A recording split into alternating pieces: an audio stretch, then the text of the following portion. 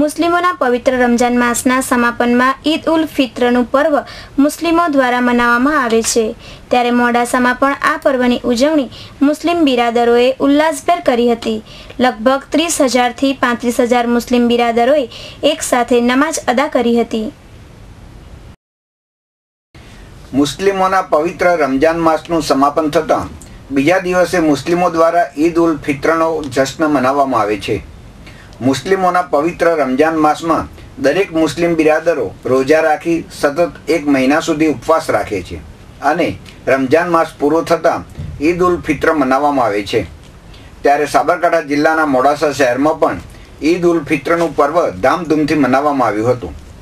આ પર્વ નિમિત્તે મોડાસાના પ્રત્યેક મુસ્લિમ બિરાદરો તથા બહારથી આવતા મુસ્લિમોએ મોડાસાની માલપુર રોડ પરની દરગાહ પર ભેગા મળી આ ઉત્સવ મનાવ્યો હતો।